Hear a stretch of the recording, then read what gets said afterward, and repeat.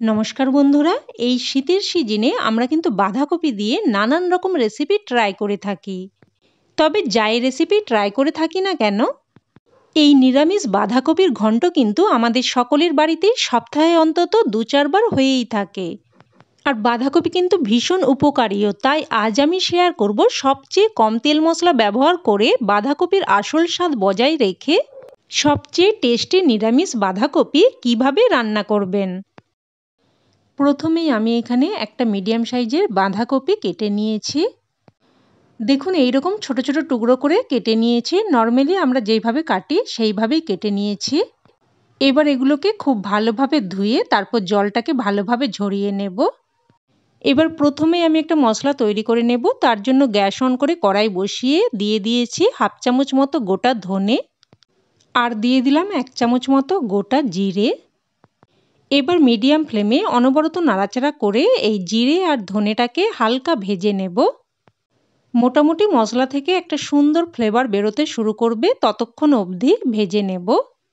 তবে খুব বেশি কিন্তু মশলাটাকে পুড়িয়ে ফেলবেন না। তো দেখুন মশলাটা ভেজে নিয়ে সাথে সাথেই নামিয়ে নিয়েছি। এবার এর মধ্যে দিয়ে দিলাম অল্প একটু আদা। আদাটা কিন্তু অল্প একটুই দিতে হবে, জিরে ধনেটা একটু বেশি পরিমাণে লাগবে আর আদাটা কিন্তু কম পরিমাণেই দিতে হবে। আর দিয়ে দিয়েছি 2টো কাঁচা লঙ্কা, তবে ঝালটা অবশ্যই আপনারা আপনাদের স্বাদ অনুযায়ী দিয়ে দেবেন। তো দেখুন সমস্ত মশলাটাকে আমি শিলেতে করে একদম মিহি করে বেটে নিয়েছি। এবার গ্যাস অন করে কড়াই বসিয়ে দিয়ে দিলাম প্রায় 2 চামচ মতো সর্ষের তেল। তেল হালকা গরম হয়ে আসলে ফোড়নে দিয়ে দিলাম হাফ চামচ মতো গোটা জিরে, 2টো ছোটো এলাচ, অল্প একটু দারচিনি, একটা তেজপাতা আর 2টো শুকনো লঙ্কা। এবার অনবরত নাড়াচাড়া করে মশলাটাকে কিছুক্ষণ ভেজে নেব। মোটামুটি মশলা থেকে একটা সুন্দর ফ্লেভার বেরোনো অবধি ভেজে নেব। তো ফোড়নটা ভেজে নিয়ে এবার এর মধ্যে দিয়ে দিলাম আলু। এখানে 2টো মিডিয়াম সাইজের আলুকে দেখুন এইভাবে ছোট ছোট টুকরো করে কেটে নিয়েছি। আলুগুলোকে নাড়াচাড়া করে একটু মিশিয়ে নিয়ে এবার একটা ঢাকনা দিয়ে দিয়ে আলুগুলোকে প্রায় 2 মিনিট মতো ভেজে নেব। ঢাকনা দিয়ে দিয়ে প্রায় 2 মিনিট অবধি আলুগুলোকে ভেজে নিয়েছি। দেখুন আলুগুলোর মধ্যে একটা সুন্দর কোটিং কিন্তু পড়ে গেছে। একটু নাড়াচাড়া করে নিয়ে এবার এর মধ্যে দিয়ে দিচ্ছি হাফ চামচ মতো হলুদ গুঁড়ো আর অল্প একটু লঙ্কার গুঁড়ো দিয়ে দিলাম। এবার হলুদ আর লঙ্কার গুঁড়োটাকে নাড়াচাড়া করে মিশিয়ে নেব। একটুক্ষণ নাড়াচাড়া করে নিয়ে এবার এর মধ্যে কেটে ধুয়ে রাখা বাঁধাকপি দিয়ে দেব। বাঁধাকপি কিন্তু নাড়াচাড়া করলেই অনেকটাই কমে আসে, আর পুরো বাঁধাকপিটা কিন্তু একেবারে দিয়ে মেশাতে অসুবিধে হয়। তাই এইভাবে বারে বারে বাঁধাকপিটাকে একটু একটু করে দিয়ে মিশিয়ে নেব। আর বাঁধাকপির সাথে আমি কিছু মটরশুঁটিও দিয়ে দিচ্ছি। আর এই শীতের সিজনে বাঁধাকপির সাথে কিন্তু একটু মটরশুঁটি দিয়ে দিলে খেতে কিন্তু বেশ ভালো লাগে। বন্ধুরা, বাঁধাকপির ঘন্ট আমরা কিন্তু সবাই বাড়িতে রান্না করে থাকি। তবে একদমই কম তেল মশলায় এইভাবে বাঁধাকপির ঘন্ট একবার রান্না করে দেখবেন, খেতে কিন্তু ভীষণই ভালো লাগে। তো বাঁধাকপিটা দিয়ে ভালোভাবে মিশিয়ে নিয়ে এবার মিডিয়াম ফ্লেমে একটা ঢাকনা দিয়ে আমি 2 মিনিট মতো রান্না করে নেব। মোটামুটি বাঁধাকপিটা যাতে একটু মজে যায়।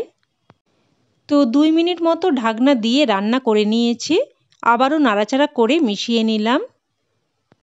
আর দেখুন বাঁধাকপিটা কিন্তু হালকা ভাজা মতো হয়েছে। এবার এর মধ্যে বেটে রাখা মশলাটা দিয়ে দিচ্ছি। মশলার বাটি ধুয়ে অল্প একটু জলও দিয়ে দিলাম।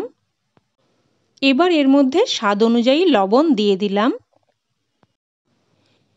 এবার প্রায় মিনিট 3-4 মতো অনবরত নাড়াচাড়া করে মশলাটাকে ভালোভাবে কষিয়ে নেব।